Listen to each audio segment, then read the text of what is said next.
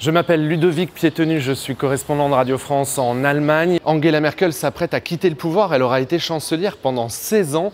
Comment a-t-elle fait pour rester aussi longtemps la femme la plus puissante du monde? C'est ce qu'on va tenter de comprendre ensemble.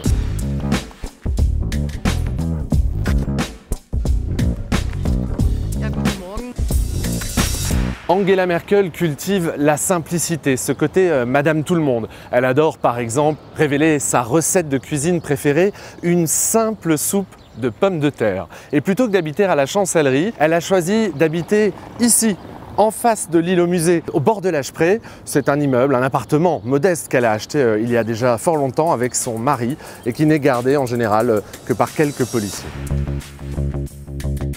Elle n'aime pas le faste de la Chancellerie, ce bâtiment construit dans les années 90 quand Berlin est devenu capitale et imaginé par l'ancien chancelier Helmut Kohl, son mentor en politique, pour être 3 fois plus grand que la Maison Blanche à Washington. Le surnom de la Chancellerie, la machine à laver. Regardez cette forme de hublot. Elle fait donc de cette chancellerie simplement son lieu de travail, le lieu où elle reçoit ses hôtes étrangers. Vous savez par exemple qu'elle a refusé d'occuper le bureau dédié au chancelier ou à la chancelière. C'est un bureau trop grand, 140 mètres carrés, ça ne lui va pas. Et puis, vous savez aussi qu'elle a refusé la table qu'avait laissée Gerhard Schröder, qu'il avait commandé, une table de 4 mètres de long, inutile. Elle a donc choisi un autre endroit pour réunir son équipe autour d'une table de taille normale. Et c'est avec la même simplicité qu'elle côtoie les grands de ce monde dans les sommets internationaux, les rendez-vous européens. Elle dit aussi à ses services de sécurité qu'elle ne veut pas de voitures luxueuses ni de grands cortèges. Une seule voiture suffit. Souvent, on peut voir la chancelière déambuler dans son quartier, dans les rayons des supermarchés. Les habitants l'appellent la petite dame, ne l'importune pas, on ne lui demande pas de selfie et son service d'ordre se tient toujours à très bonne distance.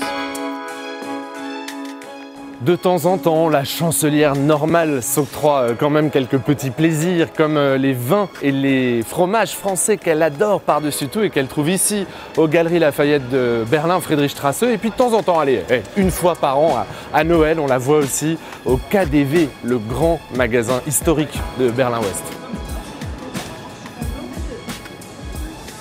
Bref, du luxe et de l'ostentatoire aussi peu que possible. Pour les week-ends, elle rejoint sa datcha dans le Brandebourg, pas très loin de Berlin. Et puis pour les vacances d'été, c'est toujours un peu le même endroit, souvent le Tyrol autrichien, ou parfois la ville de Sant'Angelo, un peu huppée, au sud de l'île d'Ischia, dans la baie de Naples, et jamais ou rarement des paparazzi. Cette simplicité, si c'est un succès pour elle en politique, ça ne fait pas vendre beaucoup de papier.